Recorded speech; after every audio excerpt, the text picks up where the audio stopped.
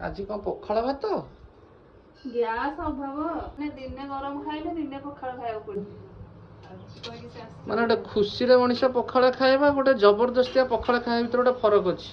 ଖାଇବାକୁ ମିଳୁଛି ତ ସେଇଟା ହେଲା ବଡ କଥା ଖୁସି ଦୁଃଖ କଥା କୁହନି।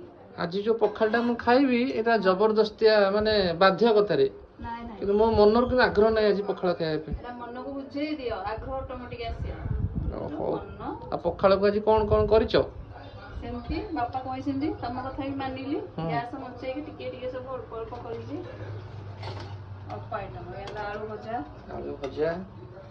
ଇଏ ଝୁଡୁଙ୍ଗ ବାଇଗଣ ଆଉ କଦଳୀ ଭଜା ସେଟା ତଥାପି ଲମ୍ବେଇ ଦେଇଛି। ଆଳୁ କଲରା ଭଜା ଆଳୁ ସିଝା ଆଉ ଏଟା ବାଇଗଣ ପୋଡା ଆଉ ତଥାପି 3 ପ୍ରକାର କରିଛି ପ୍ରକାର କଣ ସବୁଥିରେ ତ ଖାଲି ଆଳୁ ପୁଳେ ପୁରେଇ ଦେଇଛ। କୋଉଥିରେ ଏଥିରେ ଆଳୁ ମିଶେଇଛି ଇଏ ଆଳୁ ଏଟା ଚକଡା ଚକଡି ହବ ଇଏ ଆଳୁ ମାନେ ଗଣା ହବନି ଆଳୁ ଏଥିରେ ଆଳୁ ପଡିନି ନା ଆଉ କିଛି ବଡି ହଁ ବଡି ମନେ ନାହିଁ ତା ଭିତରେ ରହିଗଲା ତ ମନେ ପଡିଲାନି।